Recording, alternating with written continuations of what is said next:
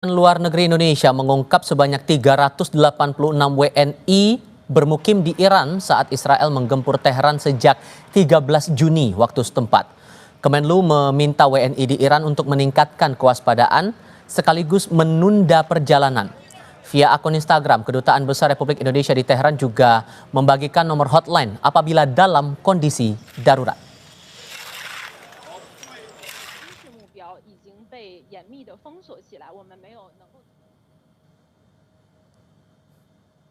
Kita bahas lebih lanjut terkait kondisi warga negara kita di tengah konflik Iran dan Israel ini bersama dua narasumber. Bergabung lewat sambungan dalam jaringan Direktur Pelindungan WNI Kementerian Luar Negeri Yuda Nugraha dan juga bergabung bersama kami pengamat Timur Tengah Hasibullah Satrawi. Assalamualaikum, selamat malam semuanya dengan Tifat. Waalaikumsalam Mas Tifa. Terima kasih semua sudah bergabung bersama kami. Saya bicara yang terdekat dulu nih Mas Yuda. Ada kabar yang beredar bahwa imbas dari serangan Israel ini atau konflik kedua negara ini berdampak pada proses pemulangan jamaah haji kita untuk kembali ke Indonesia. Apakah itu terkonfirmasi? Ya, memang betul dalam konteks serangan Iran ke Israel dan juga serangan balasannya, ya, kita melihat bahwa ada beberapa negara yang melakukan penutupan wilayah udara, antara lain Iran, kemudian Yordania, kemudian Irak. Ya, namun kami tidak melihat bahwa jamaah haji kita yang ada di wilayah Saudi terdampak. Oke. Dan sejauh ini prosedur atau proses pemulangan tidak ada masalah ya Pak?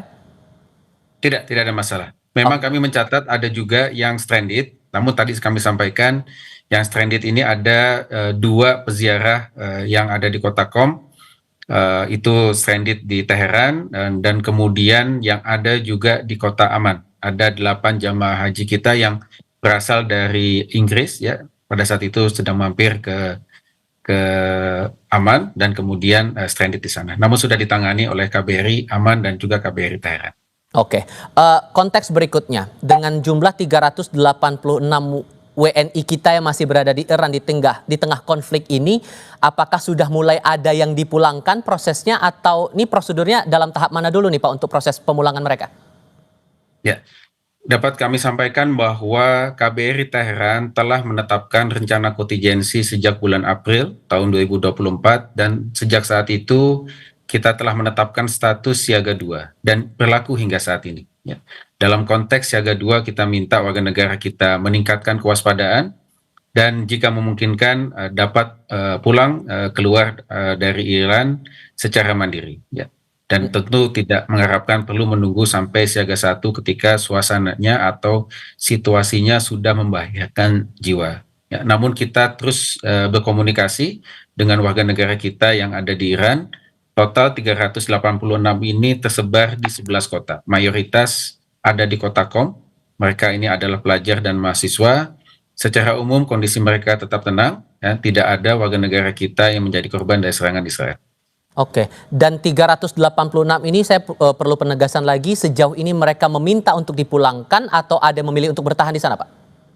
Sejauh ini belum ada yang meminta untuk dipulangkan. Ya, mereka masih tetap berada di lokasi masing-masing. Namun kami sudah meminta agar mereka waspada, ya, dan kemudian mempersiapkan jika terjadi ada eskalasi lebih lanjut. Dan sejauh analisis dari pemerintah, posisi warga negara kita dengan pusat konflik ini apakah terbilang berdekatan atau masih ada jarak aman di sini Pak? Ya, sulit memperkirakan ya karena memang serangan Israel ke Iran ini menyasar begitu banyak tempat. Ya. Namun memang yang disasar ini adalah mayoritas petinggi Iran dan kemudian fasilitas-fasilitas militer dan juga nuklir dan juga fasilitas energi yang ada di Iran. Ya. Kita terus pantau dan kita meminta warga negara kita bisa menjauhi lokasi tersebut. Oke. Pak Hasib, sudah ada aksi yang dilakukan Israel dengan menyerang fasilitas-fasilitas ekonomi di Iran. Dan ada kekhawatiran ini berdampak secara global. Sejauh pengamatan Anda sampai depo energi diserang, kantor Kementerian Pertahanan di sana ikut diserang, produksi minyak mereka pun juga pasti akan berimbas juga secara global. Apakah efeknya ini menurut Anda hanya sebatas pada aspek ekonomi atau bisa lebih luas lagi daripada itu?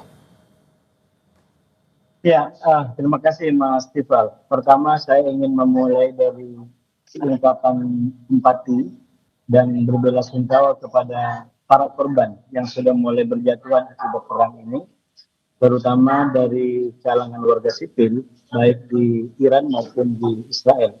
Karena saya rasa konteks kita bicara adalah konteks bagaimana keselamatan rakyat dan masyarakat secara umum. Dan saya secara pribadi sebagai aktivis perdamaian, Mas, berkali-kali menyampaikan kita ingin tata kehidupan yang lebih baik, yang lebih damai dalam konteks situasi yang terjadi belakangan ini. Nah, yang kedua, menjawab pertanyaan Mas Tifa, menurut saya memang yang sudah terjadi sekarang ini, kalau secara politik saya mengamati eskalasinya meningkat ya.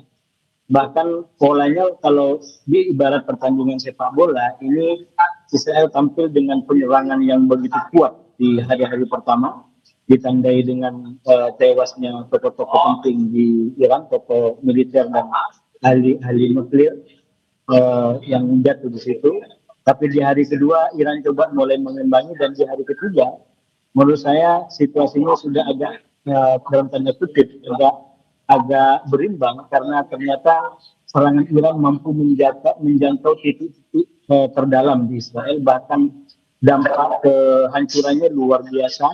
Kita melihat bagaimana apartemen besar rontok dan menimbulkan korban puluhan orang, baik yang luka maupun yang meninggal. Nah, oleh karena itu yang ditanyakan oleh Mas Tifa tadi, memang tidak bisa tidak perang ini kalau terus berlanjut akan memberikan efek global, terutama secara ekonomi yang saya menyebutnya itu sebagai efek tidak langsung. Nah, yang akan lebih besar lagi menurut saya, Mas Tifa, kalau sudah efek globalnya itu menyentuh kepada dimensi politik, yang saya melihat ada dua lempengan politik dalam tanda kutip yang bisa membuat perang ini naik level menjadi perang regional atau bahkan global, yaitu manakala yang pertama perang ini sudah menarget para pihak yang selama ini berada di luar poros perlawanan.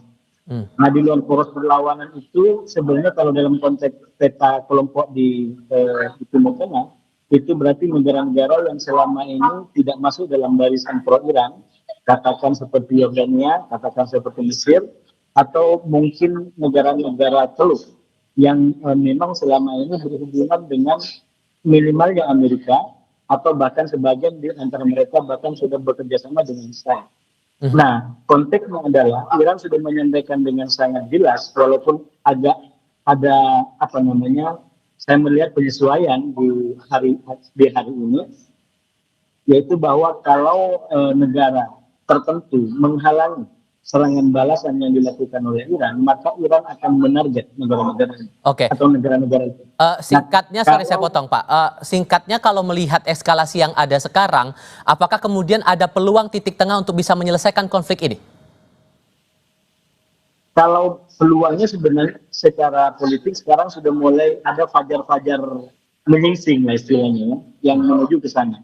Misalkan yang kedua, saya lanjutkan kemarin sebelum masuk yang pertanyaan Mas Tifa, yang sangat menentukan ini akan mengalami eskalasi lebih lanjut kalau Iran betul-betul menyerang katakanlah pangkalan-pangkalan militer Amerika di Timur Tengah. Karena ini bagian daripada elemen yang akan mengglobalisasi atau membuat perang ini mengalami dampak global. Nah, kembali kepada harapannya, menurut saya justru di bagian kedua ini keterlibatan Amerika, walaupun sempat dinyatakan oleh Iran, tapi Amerika tetap tidak terpancing. Bahkan yang terbaru melalui utusan Trump, Witkoff mengatakan bahwa memang Amerika tidak terlibat,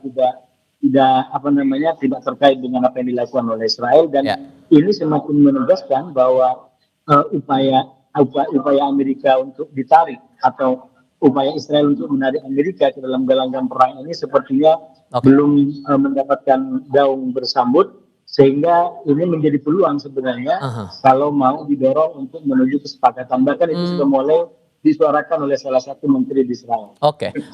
Sehingga dengan eskalasi yang masih muncul sampai sekarang, Mas Yuda, posisi Indonesia bagaimana? Karena kan kita tidak hanya bicara soal keselamatan warga negara kita yang masih ada di sana, tapi efeknya skalanya bisa lebih luas lagi di banyak sektor.